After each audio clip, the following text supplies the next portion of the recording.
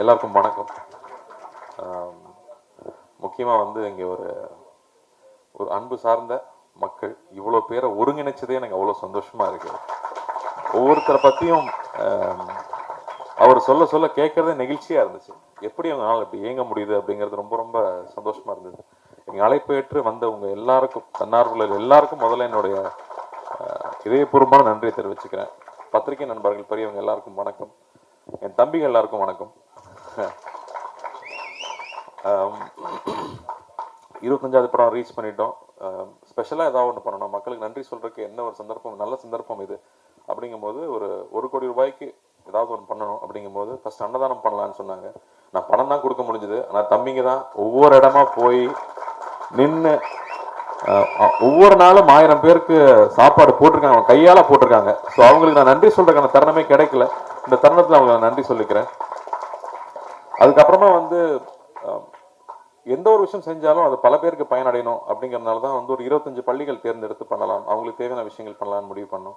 அதே மாதிரி 25 ஹாஸ்பிட்டல்ஸோ இல்லாட்டி வந்து ஆதரவற்றோர் இருக்கிற பள்ளிகள் இல்லாட்டி இல்லங்களை தேர்ந்தெடுத்து பண்ணலான்னு ஒரு 25 தேர்ந்தெடுத்தோம். அதுக்கப்புறமா வந்து இன்னொரு நம்ம தம்பிக்கு கொடுத்த ஐடியா தான், அன்னை தன்னார்வலர்கள் வந்து இங்கே அவ்வளோ பேர் இயங்கிக்கிட்டு இருக்காங்க, அவங்களுக்கான பாராட்டுகள் கிடைக்கிறது இல்லை, அவங்க பாராட்டு எதிர்பார்க்குறவங்களும் கிடையாது.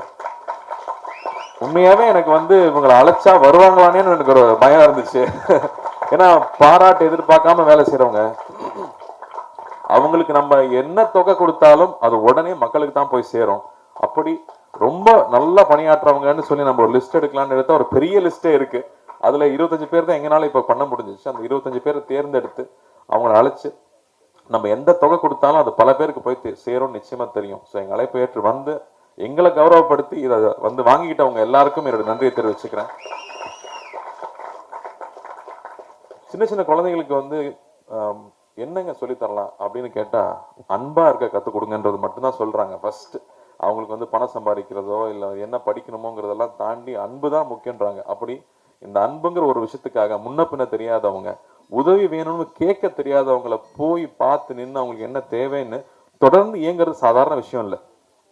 இங்க வந்து என்னால இன்னைக்கு எவ்வளவு முடியுதோ நான் பண்றேன் அப்படின்னு சொல்லி நிறுத்தாம பண்றது இருக்கு இல்லையா, அவங்க யாருமே இங்க பெரிய வசதி வாய்ப்பு இருக்கிறவங்க கிடையாது. தனக்கு இது வேணும், தனக்கு அது வேணும்னு நினைச்சிருந்தா இவங்க அவங்கள அதை தாண்டி போயிருக்கலாம், அதை நாடி போயிருக்கலாம். எனக்கு ஒரு வீடு வேணும், ஒரு கார் வாங்கணும்னு நினைச்சா அதை நாடி போயிருக்கலாம். அப்படி இல்லாமல் என்னை சுத்தி இருக்கிற மக்கள் சந்தோஷமா இருக்கணும். அன்னைக்கு பார்த்தேன், அவங்க வந்து வீடு இல்லாம ரோட்ல படுத்திருக்காங்க. அவங்களுக்கு என்ன பண்ண முடியுங்கிற சிந்தனை எப்பவுமே மனசுல ஓடிட்டு இருக்கிறதுனாலதான் அவங்களால இப்படி இயங்க முடியுது.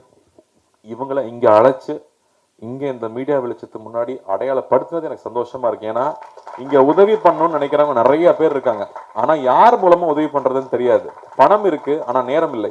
அப்போ இங்க நேரம் செலவழிச்சு மதிப்பிட முடியாத அந்த நேரத்தை செலவழிச்சு அங்க போய் நின்று வேலை செய்யறவங்க இவ்வளோ நல்ல உள்ளங்கள் இங்க இருக்காங்க அப்படின்னு நம்ம மக்களுக்கு தெரியணும். அதுக்காகவே இதை ஆர்கனைஸ் பண்ணணும்னு சொல்லலாம். ஏன்னா இதன் மூலமா இவங்கெல்லாம் அந்தந்த ஊர்ல இருக்காங்கன்னு தெரியும், வெவ்வேறு ஊர்ல இருந்து வந்திருக்காங்க இங்க. ஸோ அங்க இருக்கிற செல்வந்தர்கள், அங்க இருக்கிற நல்ல மனிதம் படைத்தவர்கள் யாருக்கு உதவி பண்ணணும், யார் மூலமா உதவி பண்ணணும்னு நினைச்சா இவங்க எல்லாருமே இருக்காங்க அப்படின்னு அடையாளப்படுத்தி காட்டுறதும் இதுல முக்கியமா நான் நினைச்சேன். அதுக்காக இந்த விழா ஏற்படுத்தி கொடுத்த தம்பிகளுக்கும் நன்றி. இங்க வந்திருந்து பெருமை சேர்த்து இந்த விஷயத்தை பதிவு பண்ண பத்திரிகை ஊடக நண்பர்களுக்கும் என்னுடைய மனமார்ந்த நன்றியை தெரிவிச்சுக்கிறேன். அண்ட் இந்த பணி தொடரும். இன்னும் நிறைய விஷயம் பண்ண வேண்டியது இருக்கு. இது ஒரு இடைக்காலம்னு சொல்லலாம். இந்த காலத்துல இதை செஞ்சு முடிச்சதுங்கிறது எனக்கு ரொம்ப ரொம்ப மகிழ்ச்சி. ரொம்ப நன்றி. தேங்க்யூ.